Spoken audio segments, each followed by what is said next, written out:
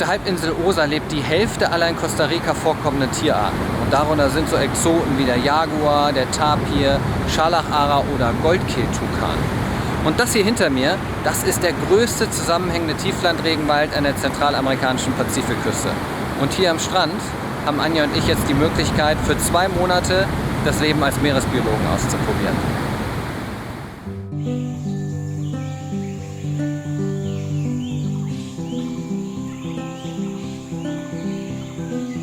Insgesamt hat COPROD 2 Research Camps und unseres heißt Mariposa Azul. Das ist der Name von dem blauen Schmetterling, der hier überall rumfliegt. Östlich des Corcovado Nationalparks liegt unser Research Camp zwar mitten im Dschungel, ist aber trotzdem nur wenige Gehminuten vom Strand entfernt. Das ist deshalb so wichtig, weil sich bei COPROD alles um Meeresschildkröten dreht. Von hier aus werden in wissenschaftlicher Feldarbeit Daten erhoben, anhand derer sich Aussagen über die Entwicklung des Bestands, Gesundheit, des Nistverhaltens und des Nisterfolgs der Olive Bastard und der grünen Meeresschildkröte treffen lassen. Durch Scuba-Diving konnte ich Meeresschildkröten immer wieder mal aus der Nähe beobachten. Allerdings immer nur in ihrem eigentlichen Element, unter Wasser. Doch für die Eiablage kehren die Weibchen manchmal erst nach 35 Jahren im offenen Meer an den Strand ihrer Geburt zurück, wo sie im Schutz der Dunkelheit ihren bis zu 200 Kilogramm schweren Dinosaurierkörper aus den Wellen schleppen. Seit Millionen von Jahren existiert dieser Instinkt und ist dabei so stark ausgeprägt, dass er die Muttertiere über Tausende von Kilometern ihren geheimnisvollen Sinnen folgen lässt, die übrigens auch der Wissenschaft noch viele Rätsel aufgeben. Das COPROD-Team besteht aus MeeresbiologInnen, Research Assistants, also ForschungsassistentInnen, PraktikantInnen und ehrenamtlichen HelferInnen, wie wir es ja eigentlich auch wären. Weil wir aber unbedingt alle Aufgaben der biologischen Feldarbeit selbst durchführen wollen, heuern wir nicht als Volunteers, sondern als Research Assistants an. In guter alter Vegeteers-Manier natürlich unbezahlt und weil das Anlernen Zeit braucht, haben wir unseren Aufenthalt außerdem von vornherein auf 2 Monate verlängert.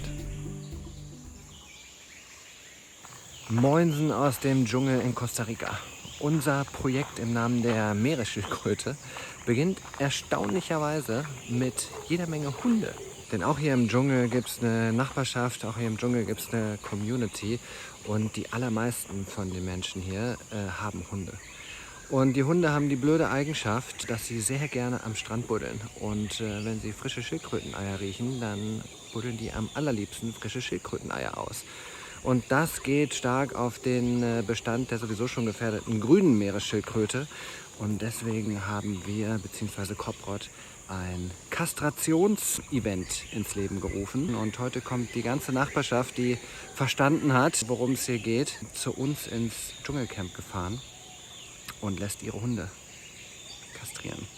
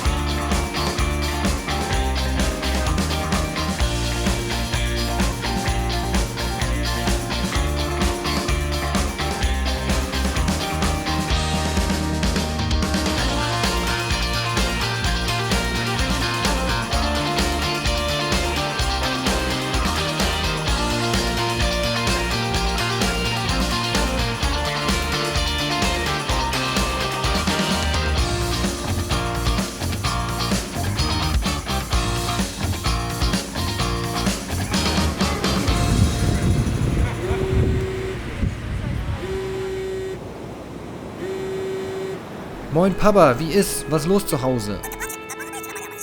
Och, du, ganz normaler Tag. 35 Hunde kastriert, 2 Katzen, was man halt so macht, ne? Und jetzt dann gleich Nachtschicht mit Schildkröten. Ja, Jane Grüne hat gerade schon den ersten Anlauf genommen und ihren Kopf aus den Wellen gehalten. Ja, nee, die ist dann erstmal wieder umgedreht. Ja, nee, war wohl einfach noch zu hell, das kann schon gut sein. Ja, genau, eigentlich kommen die erst nachts raus. Okay, du, ja, wir machen uns jetzt dann auch fertig. Ja, okay, grüß schön, tschö.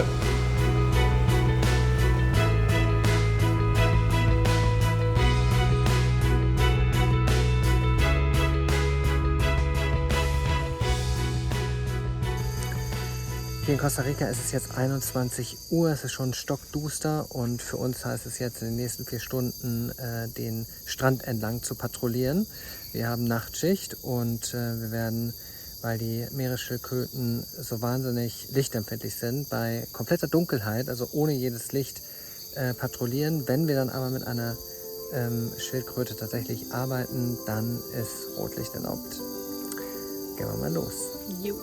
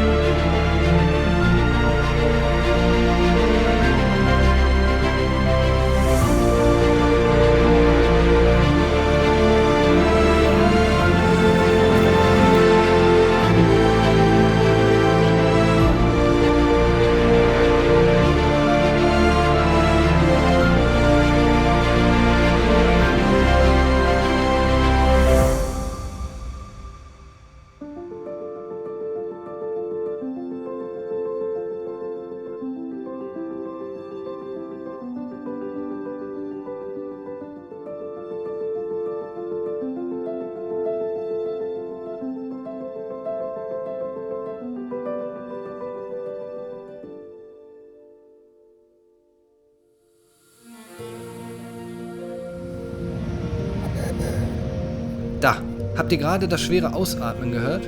Es muss die grüne Meeresschildkröte einfach so unfassbar viel Kraft kosten. Eben noch schwerelos durch den Ozean gesegelt und jetzt, außerhalb ihres Elements Wasser, muss sie bis zu 200 Kilogramm Eigengewicht und, ich habe nachgezählt, wie man hier sieht, eine 122-fache Geburt stemmen. Unsere Arbeit beginnt, sobald die Schildkrötenmutter ihr erstes Ei gelegt hat. Denn ab diesem Moment ist sie in einer Art Geburtstrance, in der sie alles um sie herum ausblendet. Während ein Ei nach dem anderen ins 50 cm tiefe Nest fällt, messen wir händisch per Triangulation und digital per GPS die genaue Gelegeposition aus. 2 meters.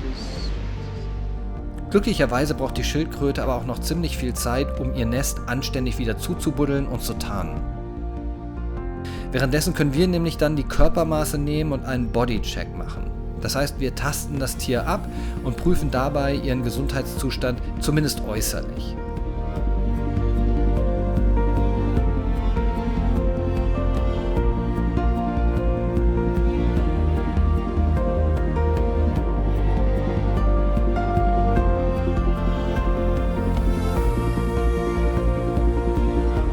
Ja, und dann bekommt sie 2 kleine Tags aus Metall, je einen in beide vorderen Flippern.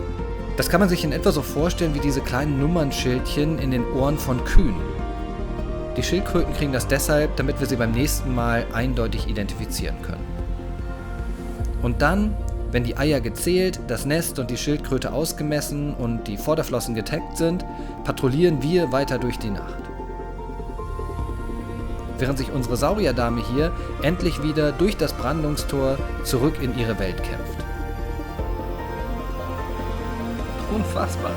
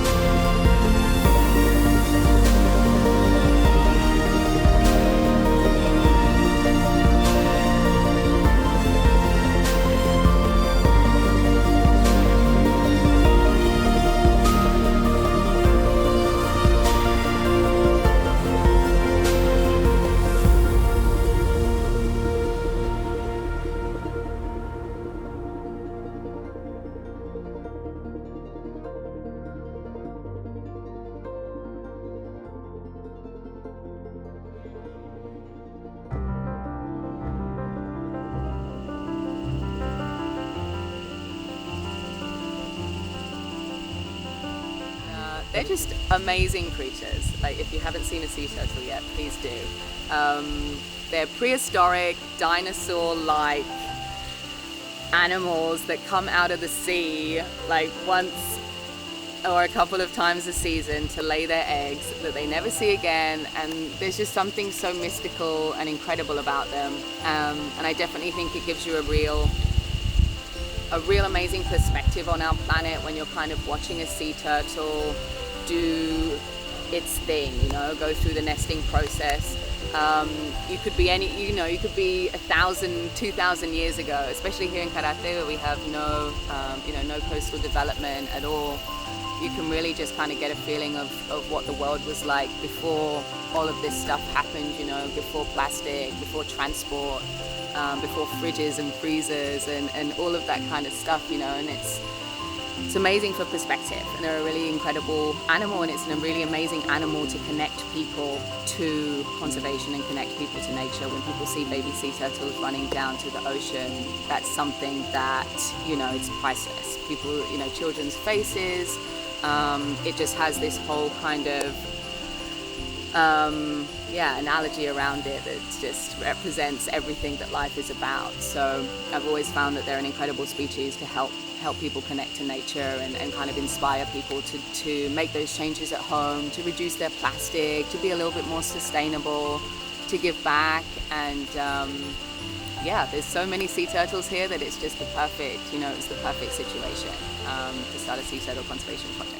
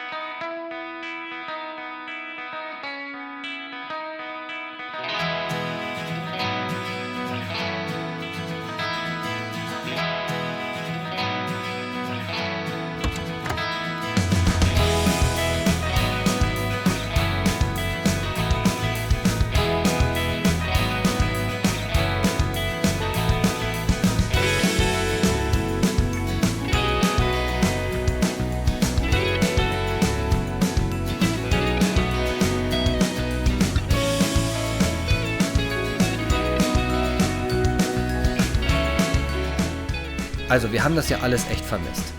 Seit unserer Ausbildung zu Safari Guides im südafrikanischen Busch haben wir nicht mehr an einem wirklich wilden Ort gelebt. Dass wir endlich wieder im Dschungel leben können, uns einen Lebensraum mit wilden Tieren teilen und uns dann auch noch für deren Erhalt einsetzen dürfen, ist einfach das Allerbeste an der Arbeit hier im Research Camp von Coprout.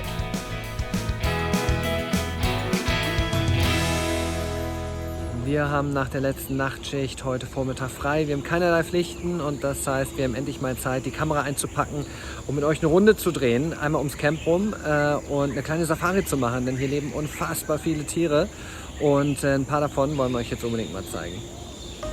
Die Halbinsel Osa ist bekannt als eines der legendärsten, vielleicht weil auch entlegensten Reiseziele Mittelamerikas. Artenvielfalt und Vorkommen sind hier so hoch, wie es weltweit wirklich nur noch an ganz wenigen Orten der Fall ist. Und wir wollen heute mal gucken, welche unserer tierischen Nachbarn wir euch heute davon vorstellen können. Unseren Weißrüssel-Nasenbären habt ihr ja gerade eben schon kurz kennengelernt. Der schlendert vor allem immer dann durchs Camp, wenn bei uns gerade gekocht wird. Essen ist also seine ganz große Leidenschaft und Schlafen. Im Camp muss man zugegebenermaßen manchmal so ein bisschen aufpassen, wo man eigentlich hinfasst. Wie der Kollege hier heißt, weiß ich ehrlich gesagt gar nicht und Google hatte auf die Schnelle auch keinen Plan, aber nicht drauf patschen wäre, glaubt, keine schlechte Idee. Ja, das da oben ist ein Schwarzbussard. Ziemlich hochbeiniger Vogel, kommt dadurch auf 50 bis 65 cm und zählt also eindeutig zu den größeren Vertretern der Greifvögel. Der frisst so ziemlich alle Lebewesen, die er überwältigen kann. Andere Vögel, Frösche, Fledermäuse, Echsen und so weiter. Aber am allerliebsten zieht er sich immer noch Schlangen rein.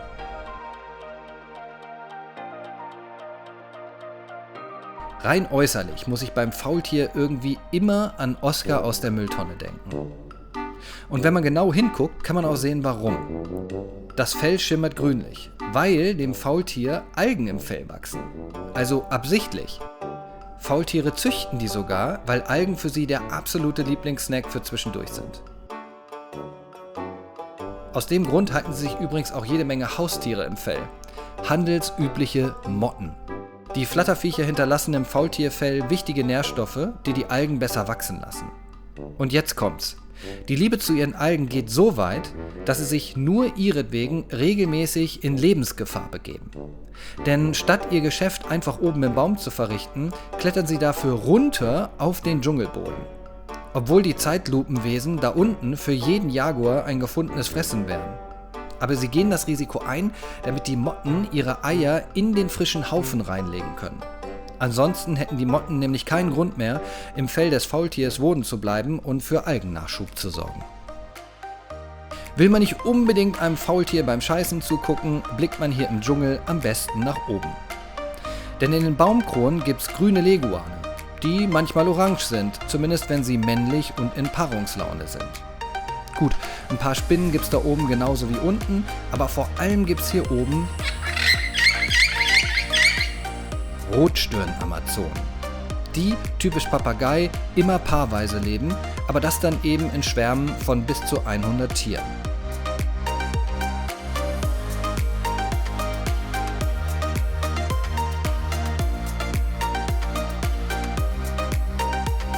Außerdem findet man in den Bäumen rund um unser Camp alle 4 in Costa Rica vorkommenden Affenarten.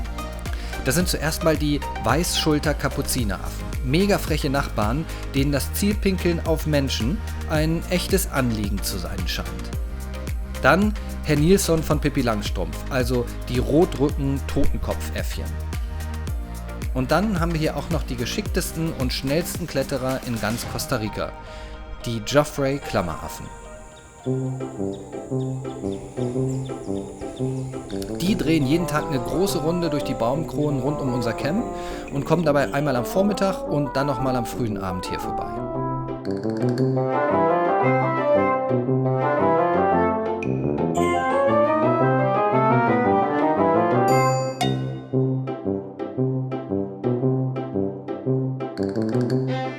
Ja, und die 4. Affenart Costa Ricas kommt hier natürlich auch vor und das sind die Mantelbrüllaffen.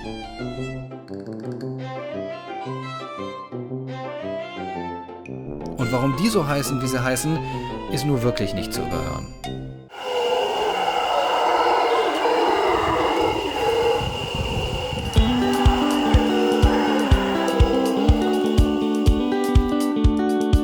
Die ersten Europäer hatten Brüllaffen als Waldgeister gefürchtet. Und man muss ja auch sagen, es klingt schon echt bedrohlich. Und das, obwohl sie sich einfach nur ganz friedlich miteinander unterhalten. In ganz normaler Altersheim-Lautstärke.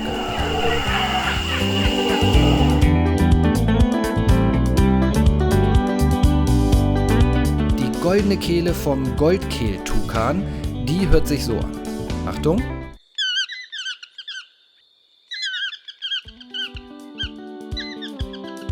Also edler Vogel und schöner Gesang, aber ein Charakter, der alles andere als das ist. Den ganzen Tag sucht er nach Nestern kleinerer Vogelarten, die er plündern kann. Und dann raubt er aber nicht nur den Nachwuchs, sondern auch noch deren Behausung. Denn obwohl er zu den Spechtvögeln zählt, brütet er am liebsten in Höhlen, die andere Spechte in den Baum geschlagen haben. Was ein Verbrecher!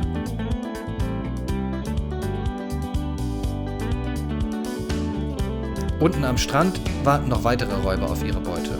Und dazu zählen leider auch frisch geschlüpfte Schildkröten. Wobei Truthahngeier, Rabengeier und Karibik-Karakara im Vergleich zu den ganzen domestizierten Hunden, wie gesagt, das deutlich geringere Übel sind. Der Karakara gehört übrigens zur Familie der Falkenartigen und sieht, das muss man ihm ja lassen, echt hübsch aus. Aber der prächtigste Vogel, der hier häufig am Strand anzutreffen ist, der kommt erst noch. Der Scharlachara. Für uns der Paradiesvogel schlechthin. Hier auf der Osa leben knapp 1200 Exemplare. Das sind mehr als überall sonst in Costa Rica. Haben sich zwei Aras einmal gefunden, bleibt das Liebespaar ein ganzes Leben lang zusammen. Wir sehen sie oft laut krächzend vom Dschungel an den Strand fliegen, weil sie sich hier an ihrer Leibspeise satt essen können. Das sind die Früchte des Seemandelbaums. Der wächst hier am Wasser einfach überall.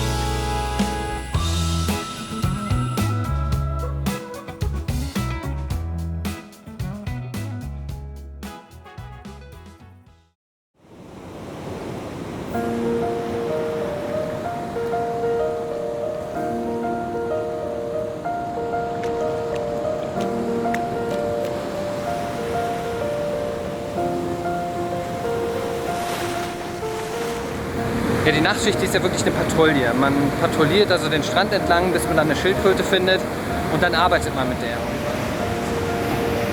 Die Frühschicht, die nennen sie hier Censo. Das ist Spanisch und bedeutet so viel wie Zählung.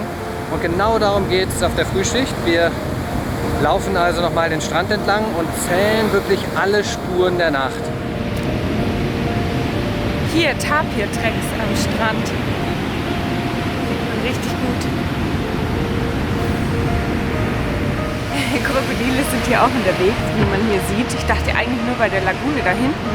Aber anscheinend machen die auch mal einen Ausflug hier ins Gebüsch.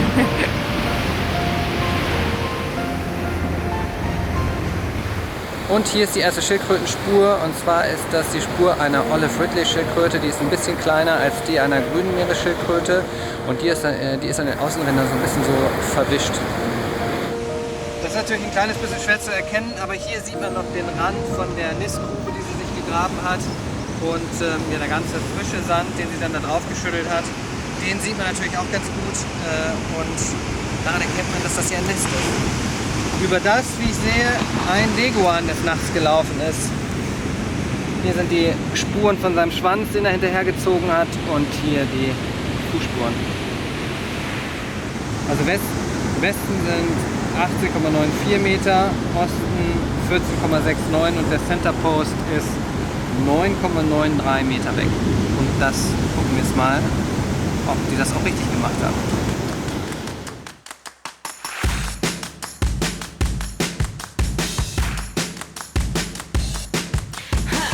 I don't mind.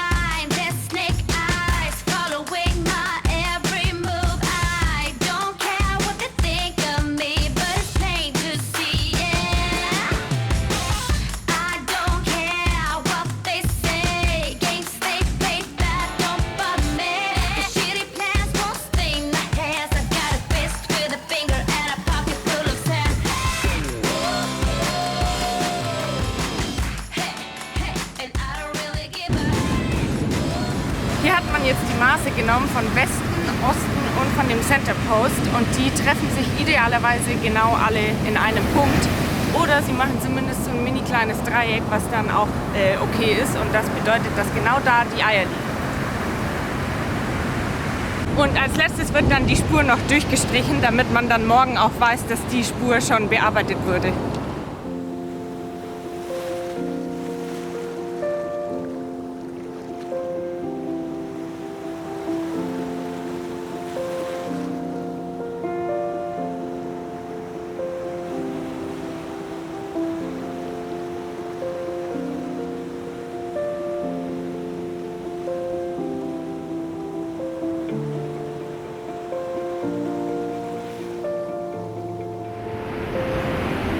Okay, hier haben wir mal eine grüne Schildkröte. Das erkennt man daran, dass es eben nicht verwischt ist, dass der Track viel, viel breiter ist. Und ja, sieht fast aus wie so eine Treckerspur.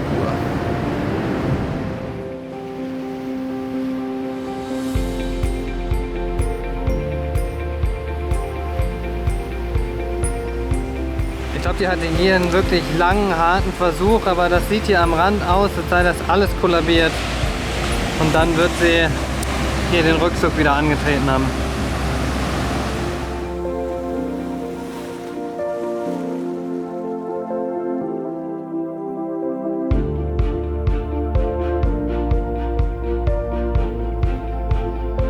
Also es kommt wirklich nur selten vor. Und nur, wenn es in der Dämmerung auch wolkig genug ist, dass sich Schildkrötenbabys auch tagsüber aus ihrem sandigen Nest buddeln. Denn ist es zu heiß, dehydrieren sie noch, bevor sie das offene Meer erreicht haben. Deshalb findet ihr Wettlauf gegen unzählige Fressfeinde in aller Regel in der Nacht statt. Aber heute haben wir genau das Glück, das es manchmal braucht.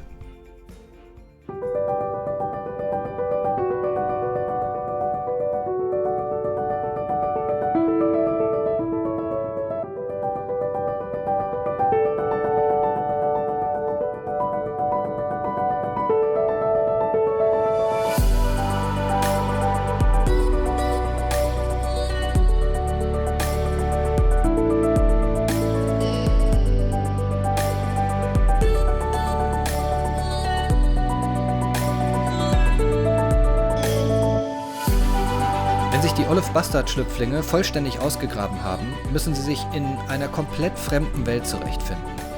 Kühle Luft, Wind, neue Gerüche und wie gesagt in aller Regel Mond und Sterne, all das ist am Anfang ihres Lebens so verwirrend, dass sie erstmal still sitzen bleiben. Manchmal mehrere Minuten lang, um mit den ganzen neuen Eindrücken irgendwie klarzukommen.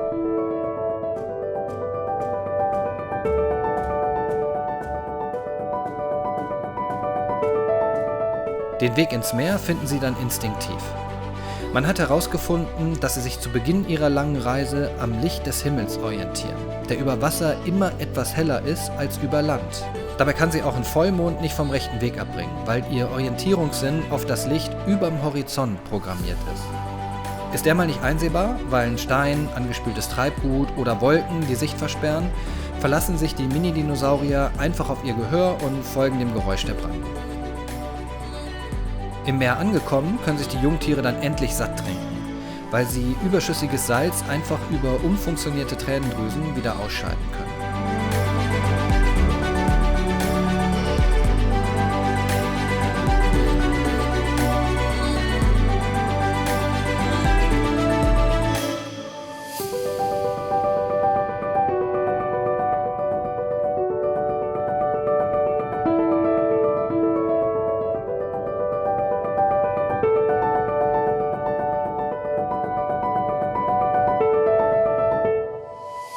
Wenn nach plus minus 55 Tagen die kleinen Schildkröten aus ihrem Nest geschlüpft sind, dann lassen wir das Nest noch ein paar Tage in Ruhe. Aber dann gehen wir irgendwann hin und machen ein sogenanntes PHI. Das steht für Post-Hatching Inspection. Das heißt, wir exhumieren das Nest und gucken nach, wie der Schlüpferfolg war. Wie viele Eier sind tatsächlich geöffnet und wie viele sind zur Hälfte geöffnet, wie viele sind gar nicht geöffnet. Sprich, wie viele Schildkrötenbabys haben es tatsächlich geschafft. Bei einem PHI gräbt man sich mit der Hand durch bis zur Nestkammer. wobei einem immer mal wieder verendete Schildkrötenbabys begegnen, die es nicht bis nach oben geschafft haben. Ein PHI gehört also definitiv nicht immer zu den schönsten aller Aufgaben. Kann es aber. Nämlich immer dann, wenn wir noch 2, 3 lebende Schildkrötenbabys retten können, die es sonst nicht mehr nach oben geschafft hätten.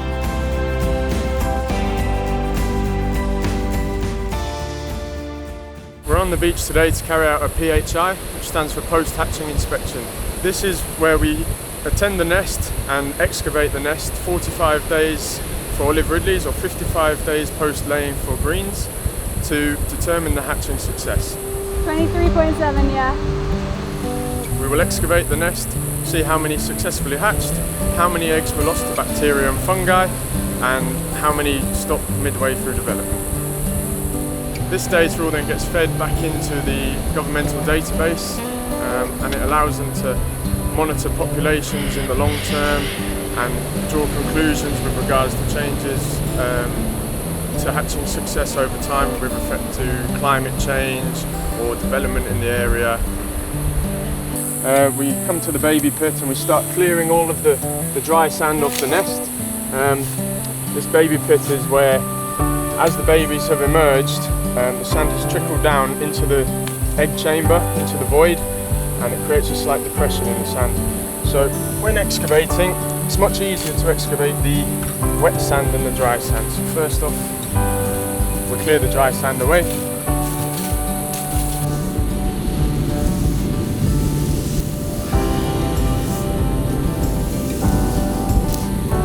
Okay, so the stick went in far easier in this particular position, so I suspect the egg chamber is directly underneath rather than the compressed sand in these areas. So we begin by excavating around here. Move a little more.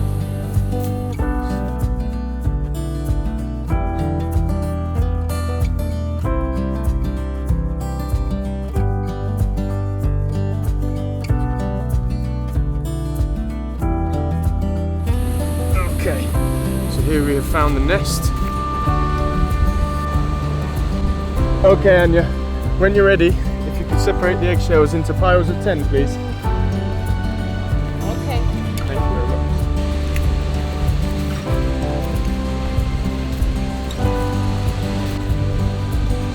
Okay, I think that's it.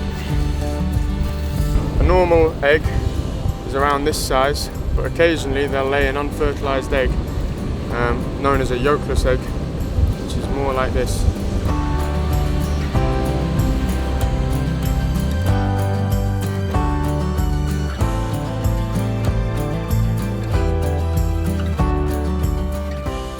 So these 2 eggs have been predated either a fly or a small crab perhaps.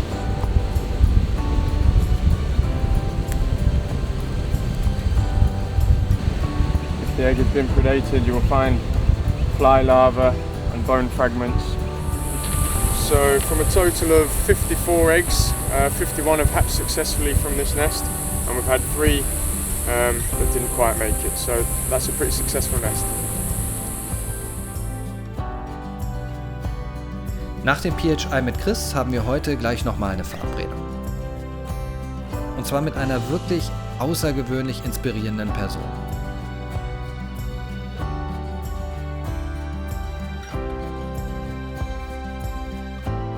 Im zweiten Research Camp, ein paar Kilometer weiter südlich, hat Coprod ein Recycling Center eingerichtet, in dem Plastikmüll aus dem Meer gesammelt und wiederverwertet wird. Und genau das ist der Grund, weshalb sich Sky entschlossen hat, sich hier als freiwillige Helferin zu engagieren. Sky ist 12, kämpft in ihrer Heimat UK aber schon seit Jahren gegen die Plastikvermüllung unseres Planeten.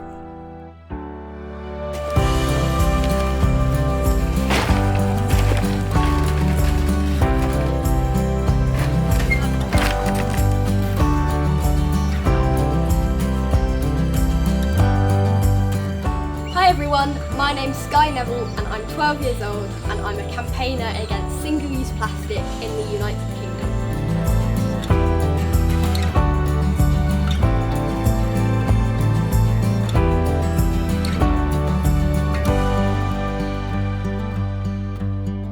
I'm campaigning against the single-use plastic toys that come on children's comics and magazines. And this is a campaign that started in November 2020 when I wrote to the publishers asking them to change. They replied saying they really cared, but blah blah blah.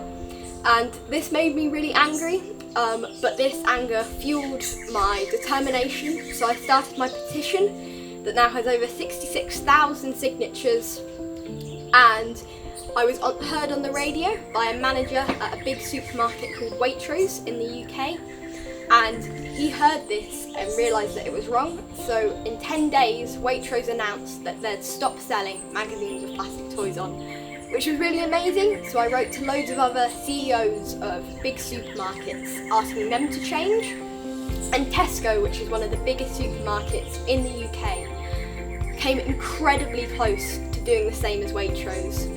They actually did a press release that I found in one source online, and unfortunately this was over a year ago. They turned back on their plans and still sell magazines with plastic toys on. So currently we are campaigning against the CEO of Tesco, Ken Murphy, to try and get them to carry on with their plans to stop selling magazines with plastic cat on.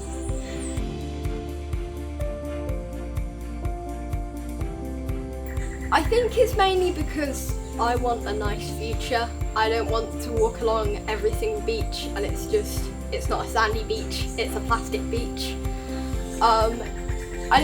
It's to save our future. Like, you want to live on a nice planet, and all young people should be inspired to do anything: campaigning, litter picking, writing letters or emails to big companies, and use the power of your voice and inspire other young people. That's one of the reasons that I do it. I want to inspire other young people to do amazing things and believe in their voice, that they can do awesome things.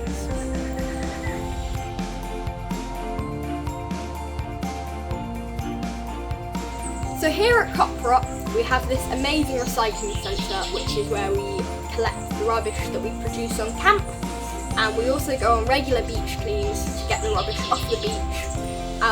So all the rubbish and everything that we produce comes into here, where we sort it.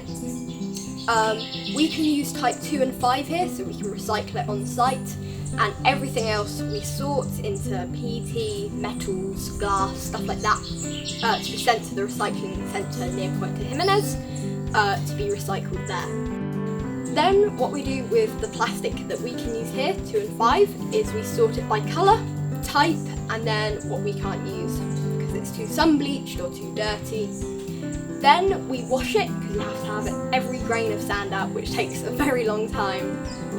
And then you put it in the grinder, which grinds it down into tiny little shreds, which we then put in the extruder that melts it to 280 degrees into a material that we can wrap around some metal moulds to make plant pots or bowls to sell for Coprot to make money.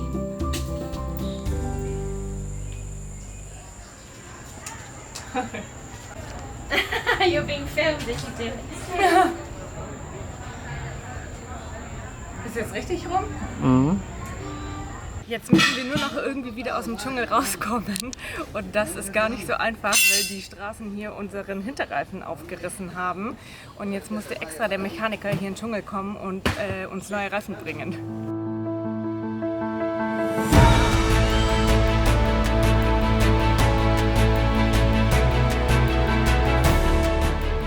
Also, um es kurz zu machen, ja, es hat geklappt. Wir sind aus dem Dschungel wieder rausgekommen. Wie einfach alle Geschichten hier bei Coprot gut auszugehen scheinen. Und wir könnten davon noch so viele erzählen. Von Lauras Traumhochzeit zum Beispiel, hier am Strand von Karate, zu der sie uns einfach so mit eingeladen hat. Oder vom Fußballturnier hier im Dschungel, direkt vor unserer Camphaustür, das unser Team von der Playa Karate auch noch gewonnen hat. Wir könnten erzählen, wie man im Dschungel zum Friseur geht. Oder wie wir uns in der Abgeschiedenheit eigentlich jeden Tag ernähren.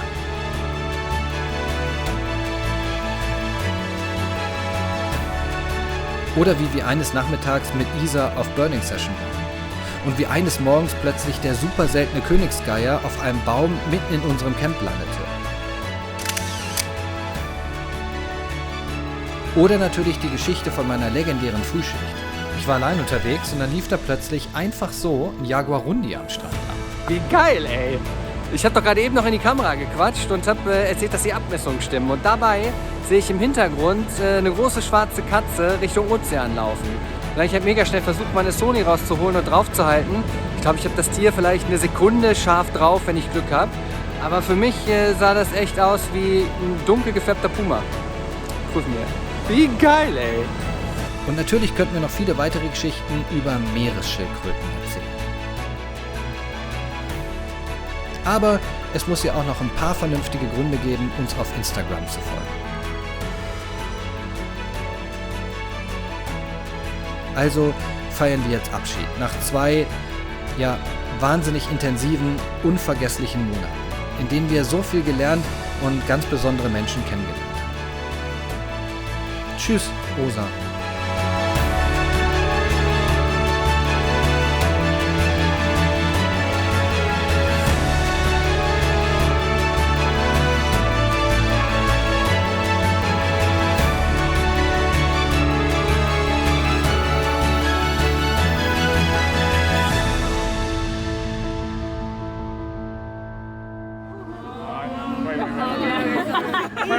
Premature.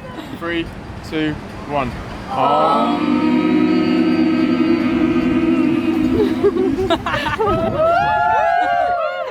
I love that that's become your thing. Yeah, so not me.